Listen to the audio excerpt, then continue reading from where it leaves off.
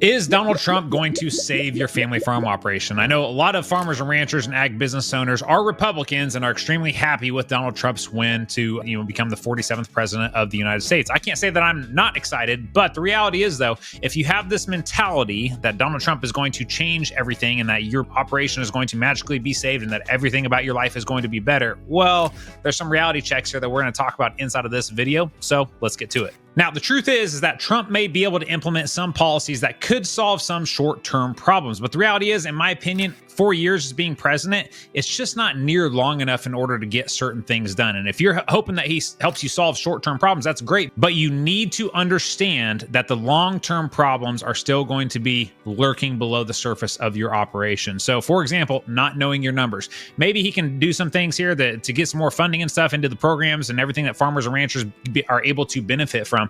But at the end of the day, I've known countless people that have gotten hundreds of thousands of dollars from any of these government programs that have still went bankrupt, because the reality is short-term solutions do not solve long-term problems. It's like solving a symptom. If you're sick, for example, you go in, you take some drugs, you solve the symptom, but is there an underlying issue? It's kind of like an addict, for example, right? And I one time I recorded a podcast comparing this, addiction or an addict like going into your banker. If you continue to lose money year after year, you go back to your banker just to refinance losses. Like you go back to get another hit and another hit and another hit.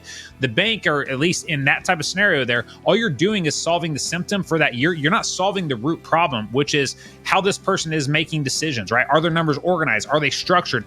Do they have the strategy really, and ultimately the patience and awareness as a business owner to be looking at their business from a higher level and really become a student of their numbers? This is what I'm talking about here. When we are looking for short-term solutions, we need to understand that the long-term problem still exists. And as a business owner, yes, I'm not saying that we don't solve the short-term or take advantage of the short-term solution, but we need to understand and consistently be working on the long-term problem, because that long-term problem operates at the foundational level of your business. And if it goes unsolved, you will inevitably fail long-term. It does not matter who is president or anything like that. You will fail, and this thing will come back to bite you in the ass and could ultimately sink your operation if you do not solve that long-term problem. Now, we've had several farmers come into Legacy Farmer over the year, and some of them are in a situation where, there's certain stages of business. And what I mean by that is when you're first starting out, it's like you're just solving short-term problems all over the place. And I get that. I went through that the first, 3 years of my career and everything like that. And sometimes it's longer than that. Sometimes it's shorter, again, depending on, what's going on in your business and things like that.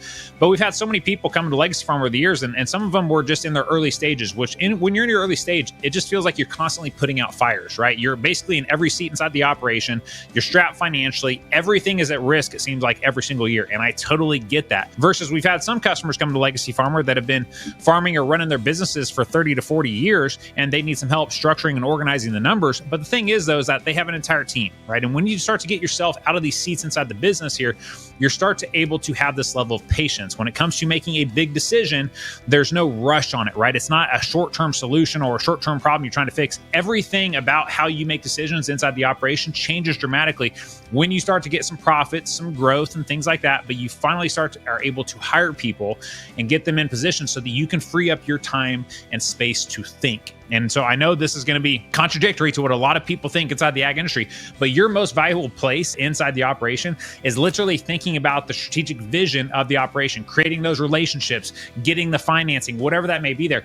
It's not sitting in the tractor, right? It's not doing those short-term things there that may solve problems for the day. You need to be thinking long-term about the business. And I will tell you, again, working with hundreds of family farm operations across the country and having both versions come in, people that are in their early years versus people that are in their later years, there's a drastic difference in how they operate as a business owner. Short term, they do not have the time or really the money to sit and think about things, right? But once you start to transition, you start to finally gain some ground and stuff. Once you become, a business owner that's got a team under him, finances are stable and things like that, you're just a much more patient and strategic business owner that knows when to create space and take your time on things.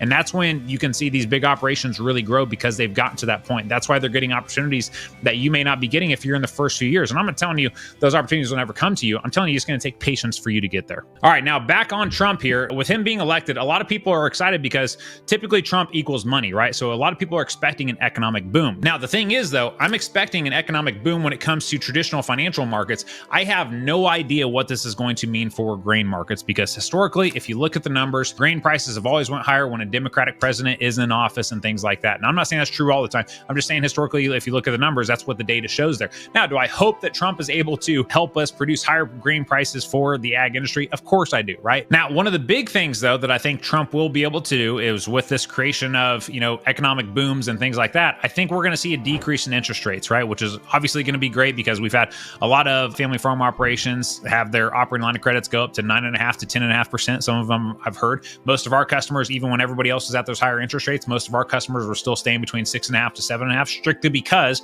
they know their numbers. Their banker knows they know their numbers. They're literally in the top 1% of customers in that bank, and that bank knows if they don't take care of them, our customers can go whenever they want to, because they're so structured and organized. You want to leg up on the rest of the industry? It's literally that simple. Just having that structure and organization inside of your operation. Now, lower interest rates are great if you are on top of your numbers. And the reason I say that is because the people that are on top of their numbers, they have a higher chance of not making emotional decisions. And what do I mean by that?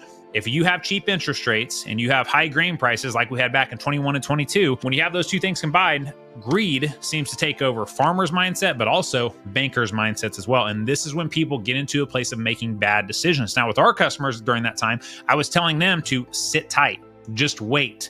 Wait for prices to roll over, sit on any cash, hold on to your profits, pay your tax bill if you have it, but hold on to those profits, because when we have this economic downturn like we're going to have in 2025, where a lot of family farm operations, unfortunately, are probably going to go out of business because they made bad decisions in 21 and 22 that seemed great then, but they can't pay for them now. Our customers are going to be in a position to buy things, right, at a discount, and they're going to have the cash there available to put the down payments in and things like that. This is the difference, though, guys. Like, I hope you see that. This is the difference between a non-strategic farmer that just reacts emotionally and in that moment and wants to pull the trigger on things, versus a strategic one that has the awareness to say, hey, I just need to be patient here. I don't care that we have 3% rates. I don't care that we have higher grain prices.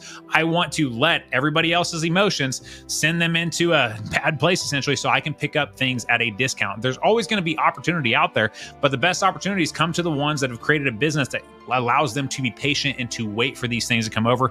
Because at the end of the day, the number one thing that sinks family farm operations is their emotions, and not having the ability to check those emotions and make sure they're making a sound financial decision. All right, guys. Now, the last piece here that I'll talk about with Trump being elected and everything like that, we had this discussion inside of our community call here probably 2 or 3 weeks ago. And one of the things here, guys, is it doesn't matter who's in office. Winners win. And what do I mean by that? I don't care if it's a Democrat in office. I don't care if it's a Republican in office. As a business owner, I'm going to find a way to adapt, evolve, and ultimately win long term. This is part of the game. This is the risk that we play. Not one single person. Again, I go back to 4 years is not long enough for any president to have any meaningful change inside of our industry. And so as a business owner, we're constantly going to be faced with different challenges. It doesn't matter who's in office or what's going on. There's going to be different variables inside of this economic environment, whether it's today or 10, 20, 30, 50 years from now, that we are forced to adapt and evolve. And at the end of the day, I do not care who is in office. I am going to find a way to win. I'm going to make sure that I have my numbers structured, organized, I'm strategic, I'm thinking about things, because this is where you separate yourself from everybody else. A majority of business owners, they're so attached to who's going to be in office that they completely take their focus off their business and they wonder why they're not gaining ground. It does not matter who's in office. I'm always going to stay focused on what I can do in my business to win regardless. And this is the same thing that I've been pushing on our customers here for the past several years, because again, it seems to be one big distraction. Now, am I happy that Trump got elected? Sure. Do I think it's going to be good overall? Yes, I do. But it does not matter, is what I'm saying. If Kamala was elected, I'm going to find a way to win. Whatever her policies are, I'm going to find a way to win. She increases income tax, I'm going to find a way to win. It does not matter. You have to have that mentality as a business owner that it doesn't freaking matter who's elected, who's doing this, who's doing that, what variables you're at play. Your parents are doing this, your brother's doing that. It does not matter. Winners win. So it's extremely important for you as a business owner to have this mindset that I do not give a damn who is in office. I am going to find a way to win. So my friends, to end this video, it does not matter who is elected in office. Are you a winner? Do you have that mentality? Did this video resonate with you? And are you going to adapt, evolve, change, do whatever is necessary or is required in order to win in your business long term? And you want help getting started building out the foundation of your business, starting with your numbers and simplifying and getting everything structured and organized so you're no longer operating in this place of chaos and confusion, essentially, and you want to go to a place of confidence and clarity, then click the link below, schedule a free call with our team, and we'll see you on the call.